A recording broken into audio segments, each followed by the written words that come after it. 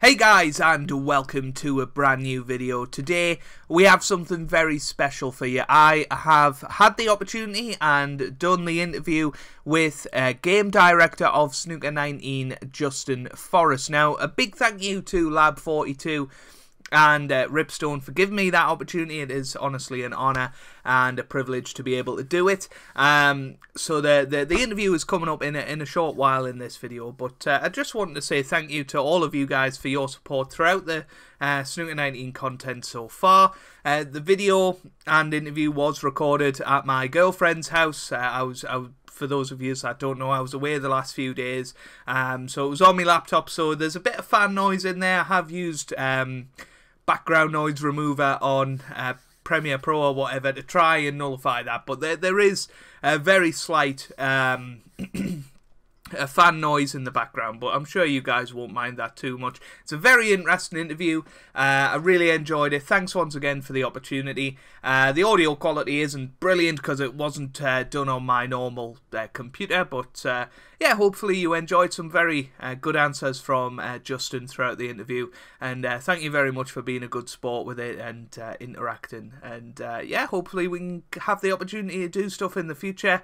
I'll come back at the end of the interview just to round things up a little bit, but yeah, I hope you guys enjoy it, and make sure you leave your comments down below, and if I have the opportunity to do this in the future, perhaps leave some questions down below that you want answered. But thank you very much for watching.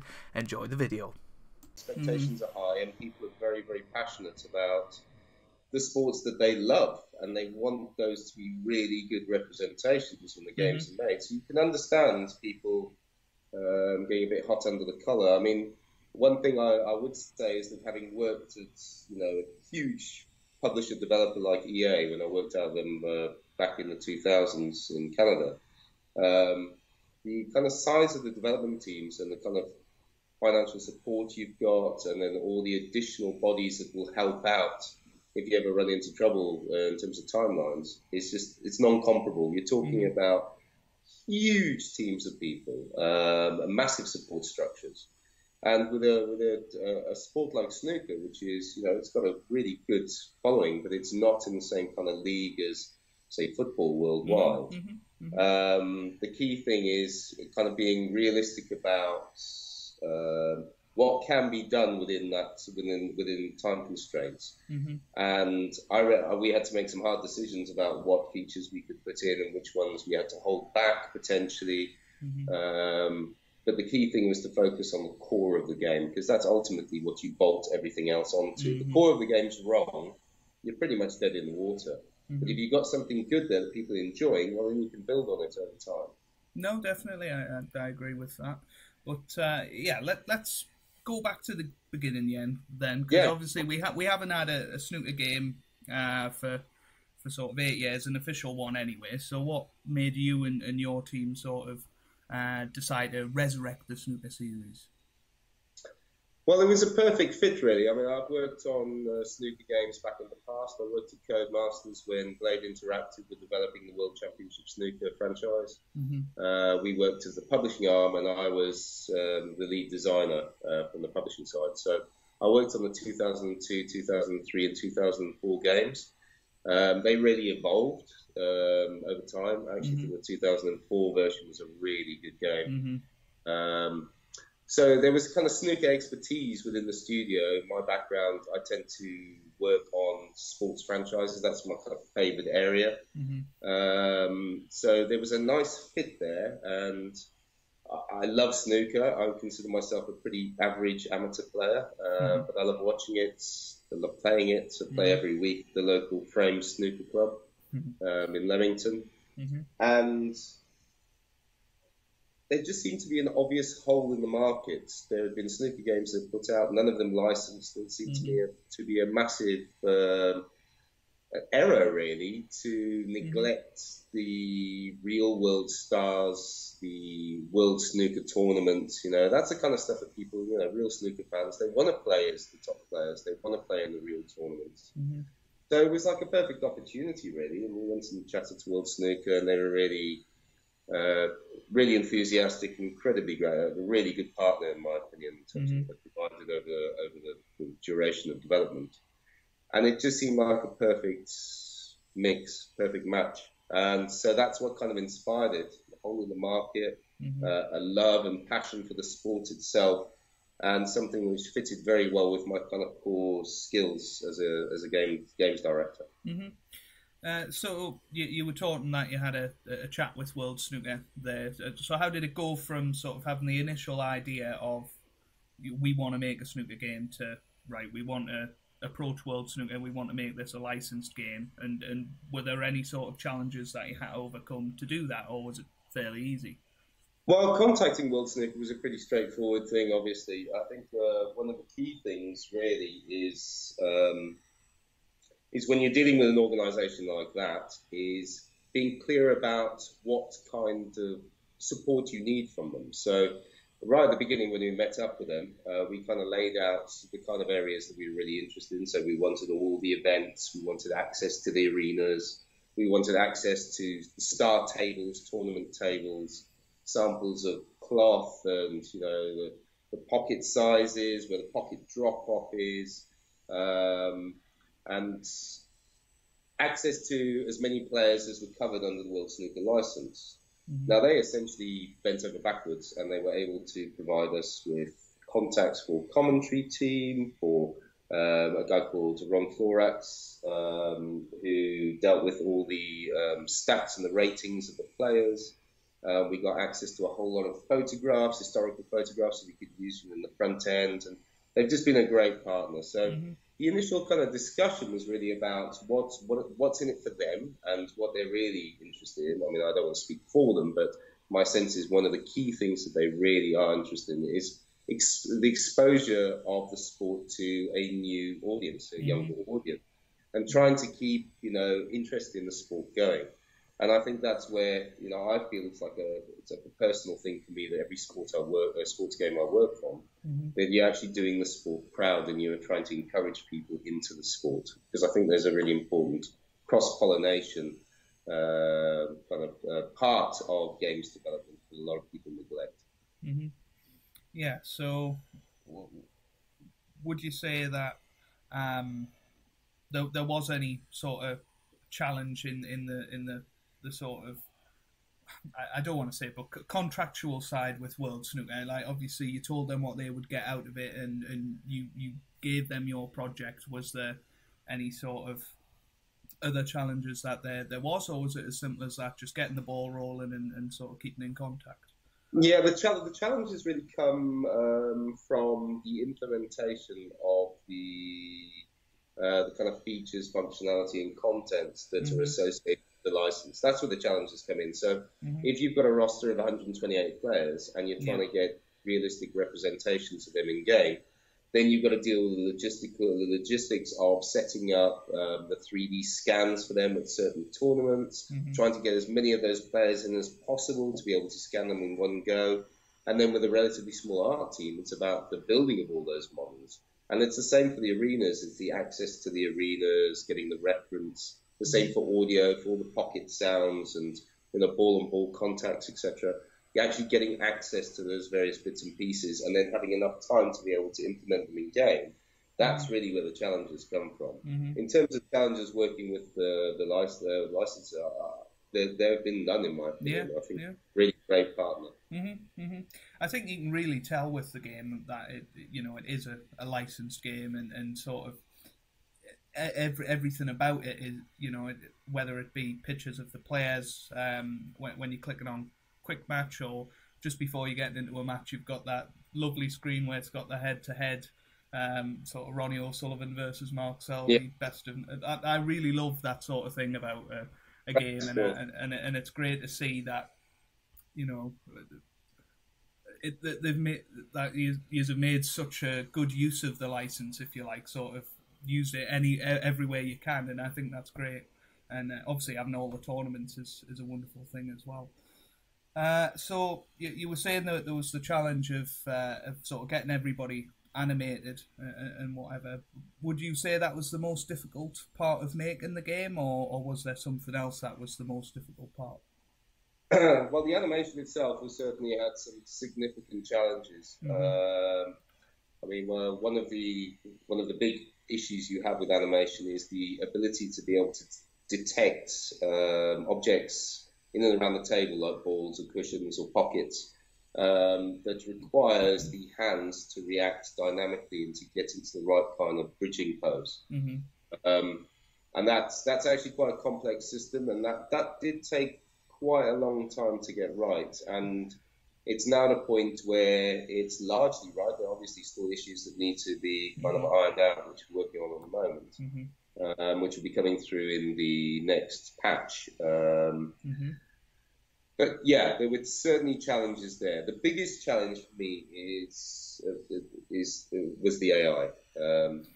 Trying to get a snooker artificial intelligence to react in the same way that a human does is an extremely difficult task. I mean, the professional players, through their experience, you know, they may have played for 20, 30 years, some of them less, but the brain can compute so quickly through that experience and through your technique, about where you need to be positioned, how many shots forward you're thinking, you know, safety options, safety play, trying to position yourself and work around the black spots if you can, when to split up the pack, whether you're splitting the pack up off a potted red or where you're doing it off a colour, where you position yourself fully to be able to work through the final colours, how to avoid, how to get out of snookers, how to play a snooker. Incredibly complex questions to solve, problems to solve within AI. This is an area which I see as constantly evolving. I wanted to improve and improve and improve. But there was a point within the AI where myself and the lead programmers working on it sat down together and we played it, and we were like, okay, we think we've cracked the core of this, and now it just gets better from this point onwards. And that was certainly the biggest challenge and the thing that probably made me sweat the most, because without that, you end up either with a completely fundamentally broken AI, or you just remove it altogether, so you just rely on two human players playing against one another. And I know that there are lots of players who don't necessarily like doing that. They want to play through a really in-depth career mode, and they want to have the challenge of, you know, relatively realistic or challenging AI. Yeah, I think that's definitely been a thing with snooker games in the past. Sometimes the AI have been almost too good in a way, which, you know, is better than not good enough, I think. Yes. And you know, they would pop them from all over. And I did a little series on World Snooker 05, and the amount of times that the AI would just smash into the pack of reds, and a red would go in or something if they were out of in a snooker, and it's just incredibly frustrating, because they then get down and knock in a 1-3-7 or whatever, and you and you lose the frame. But I think what's good about this game is obviously it's in the sort of patch generation. You know, games in the past haven't had the ability to patch it after release, really. I guess 09 and 11 you could argue they did, but you know, I think that's something that's really good, and I've said a lot in my videos, you know, these things can be tweaked or whatever, which we could never have in the past 15, 20 years ago. Yeah, sure, absolutely. Yeah. So you talked about the AI. Something that I'm a little bit curious about, just because I'm a little bit nerdy about snooker, but the other results in the tournament. So you've got your own career mode play, and you obviously play through the matches that you're involved in. You know the results in that. And I've also noticed in the final of tournaments you don't know, you're not playing in, you see what the score was, but how are the other results generated in the tournament, and how much randomness is there in the different results that can happen? Okay, so the way we deal with it is we simulate each match on a frame by frame basis based upon the relative stats of the players. So that's pretty much how it works out. So it will simulate a match and generate a result, but that's done on a frame by frame basis rather than just looking at the overall match itself and saying who won this. So there's a simulation that runs underneath the hood, which should prioritise the very top players in terms of goes through and who wins, which is what you'd expect, but there will be surprises in there, things you wouldn't expect in terms of the winners. But that's pretty much how it's generated, through a massive kind of database of ratings that are applied to each of the pros. So how different are these stats of the players? I've seen a couple of them posted on Twitter from the World Snooker account. I think Ronnie O'Sullivan and possibly Mark Williams as well, the sort of different attributes each player has. Yeah. So how different are they from player to player? They are pretty different. I mean, if you take the top 16 and then you start to work down through the lower ranks, there are significantly different. And these are based upon, as I say, just trying to remember the website that Ron Florax, is it? Give me a sec. Let me just have a look at my notes for 10 seconds. Oh, yeah, it's Q Tracker. Yeah. So he was recommended by World Snooker.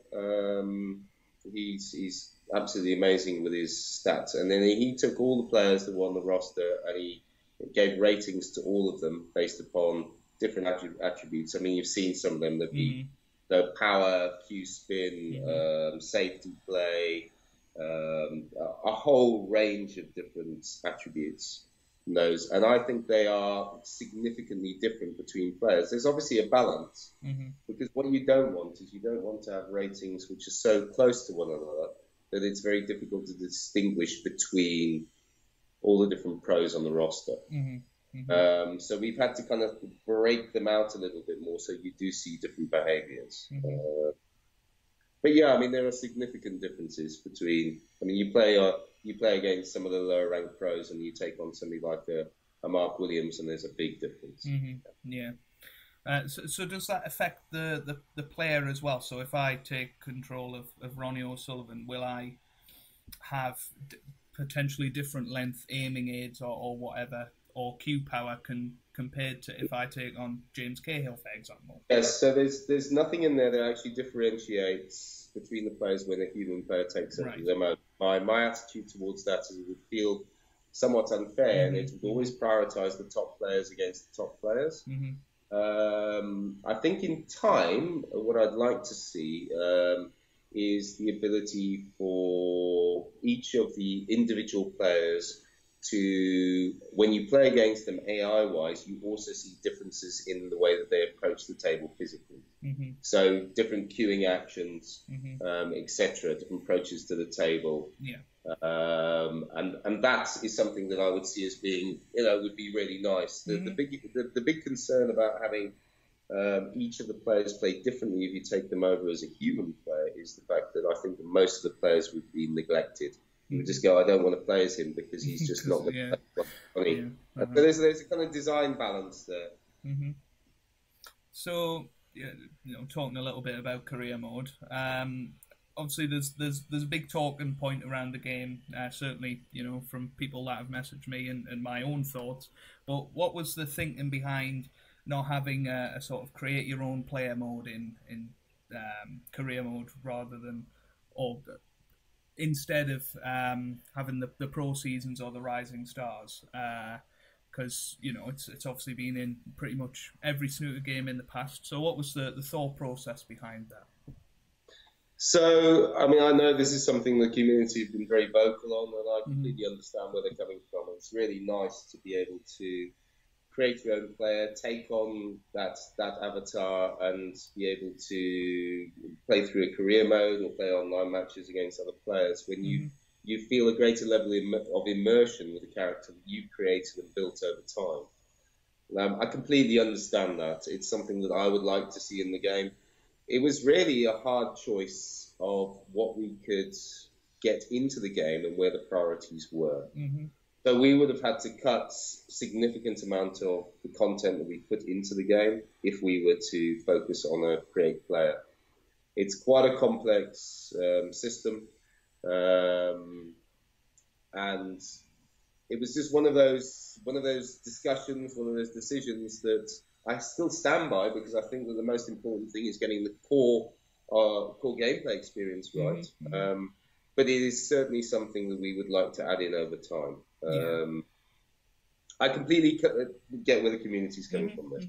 Completely understand it. It's one of those where you go, oh, I would so love to have that in, but what is more important, really? Yeah. And I think, games development is a lot of it is about that. You've got a bucket list of hundreds of features, and you've kind of got to make sure you prioritize the right ones initially.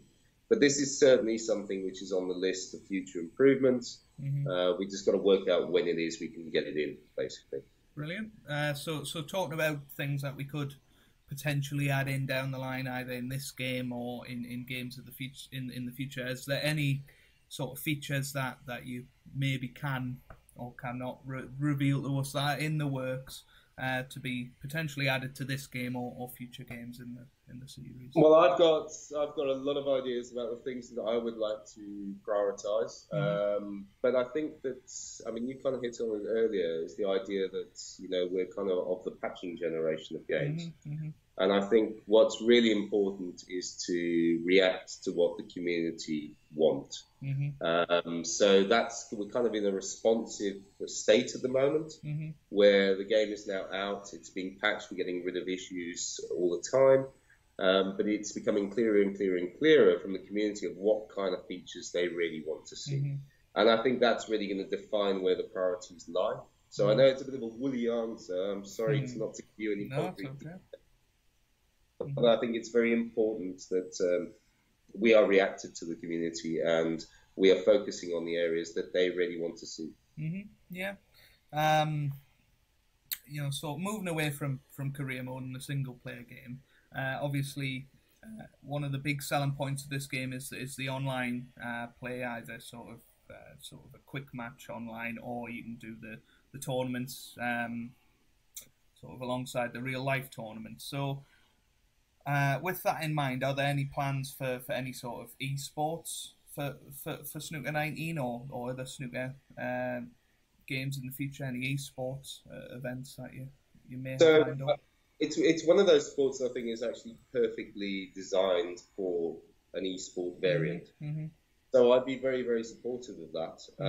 It's just working hand in glove with the publishing team, and then looking to see what kind of focus there is on the community from the community for that kind of feature.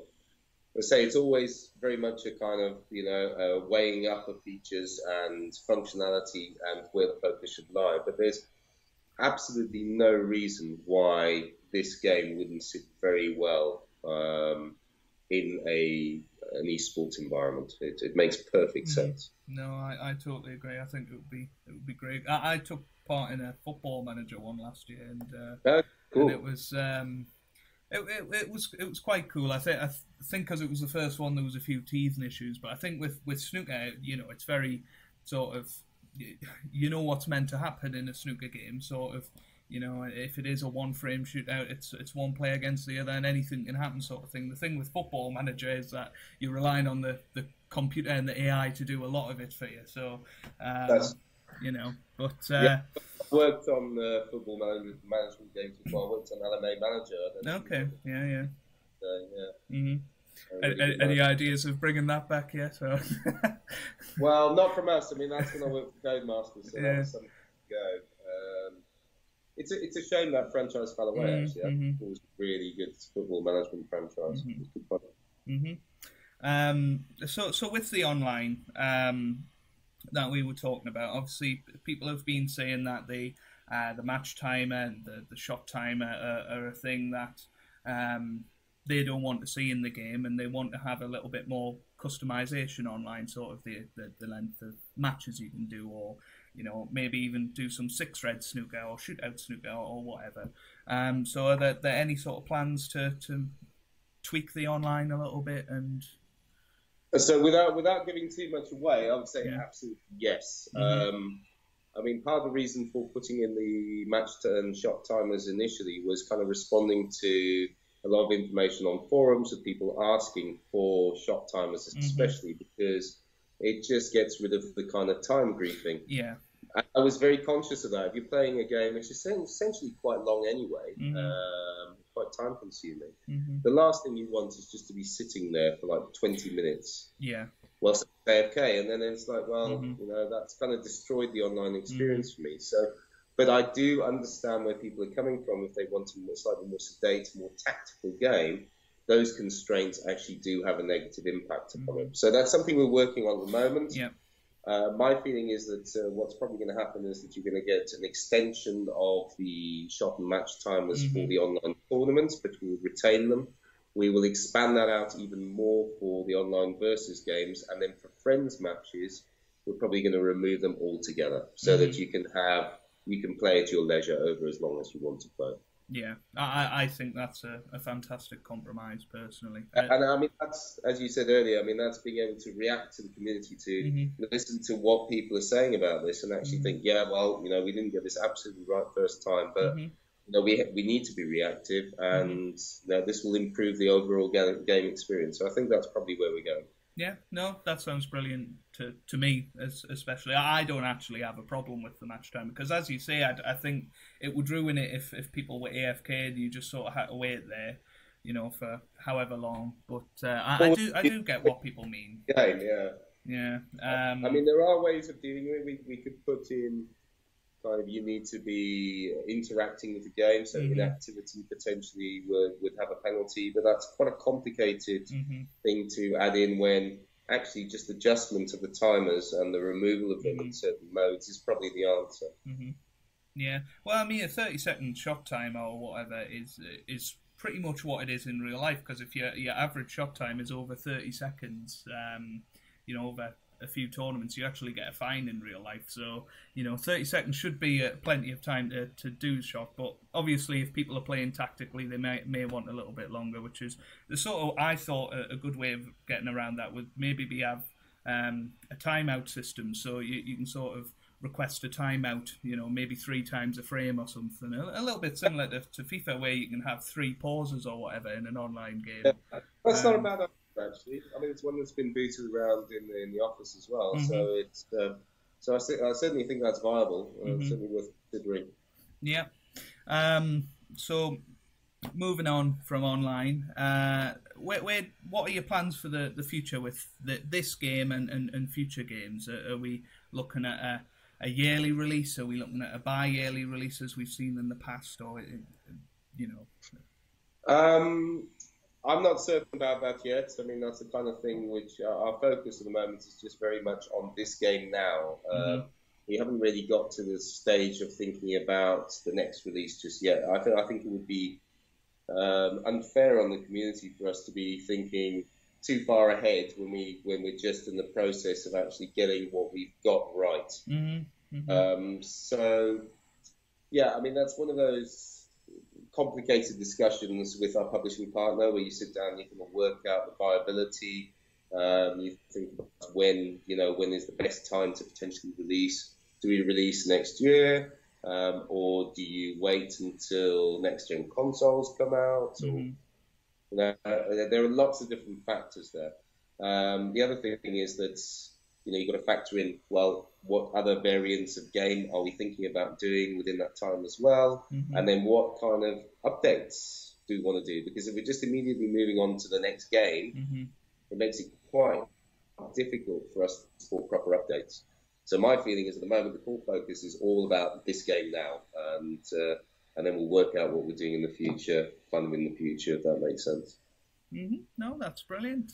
Just to finish off then, what is your favourite bit about Snooker 19? Okay, interesting question.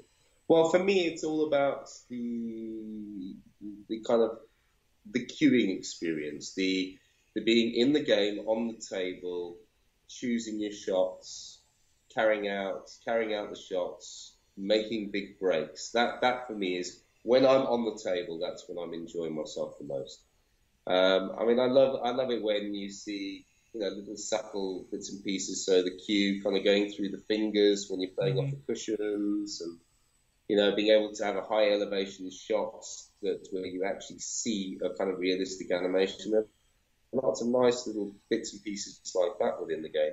But the core to me is always, what is the game based upon? And for me, when it's that ability to lose yourself in gameplay, when you're on a break, where time just flies by, you don't even realise it. And you're completely committed to what you're doing. And I think we've hit on something really good there. For me, that's the basis of all decent games, is that you can bolt art onto games, but you can't bolt a game really onto art, in my opinion. You need the foundation stone to be really solid, and that for me is that when you're on the table, when you've got the controller in your hand, how does it feel to play? And it feels pretty good at the moment. So yeah, I mean, that's my favourite bit. Brilliant. Well, thank you very much for your time. I can imagine you're a very busy man at the moment. So I hope there was some different sort of questions in there for you, and you know, not just all the boring ones that people always ask. But no, thank you very much for your time, and we do appreciate it. We appreciate all your hard work, and you know, as you say, it's a platform to build upon, you know, and I think it's a very solid platform. I think I said that in me review for the game, and I know that we're all really looking forward to see what you've got up your sleeves for the future of the game. So thank you very much. Well, thank you. I mean, I think that say your reviews, etc., are really useful. Looking through the comment section on those as well is also incredibly useful for me. So, I mean, having support for this kind of game just means that we've got a much better chance of making it better over time. So, yeah, very, very appreciated. Thank you very much. So there we have it then. Justin Forrest, the game director of Snooker 19. Big thank you to him and Lab 42 and, of course, Ripstone for giving me the opportunity to conduct that interview. Some very interesting answers there, and I think we can all tell that the snooker game franchise is in very good hands with the guys at Lab 42. They're all very passionate about the game. I think you can tell that. They know that the game isn't perfect at the moment, and they don't want it to be perfect at the moment. You know, they're realistic about it. They want it to improve. They want the community to be involved. We've got a little indication of what's going to be coming in the upcoming patches, and you know, the door is open for future iterations of this game. I think we already sort of knew that would be the case anyway. But yeah, I hope you enjoyed that little chat with Justin. I certainly had a real blast doing the interview, and hopefully you know a little bit more about the background to Snooker 19 and maybe the things that go on in the background of the game that you would never even think about. So make sure you leave your comments down below in the comments section about what you thought about the interview and any questions you would like me to maybe give in a future interview, and yeah, give your ideas for the game and whatever. And as Justin said, he reads the comments to these videos, so they find it really helpful. You know, constructive criticism is always a wonderful thing. So keep it coming, and thank you for all of your support. Hopefully you've enjoyed it. If you have, leave a like down below. If you haven't already, subscribe for daily Snooker 19 content, and I hope you guys are having a wonderful day. Thanks for watching, and goodbye.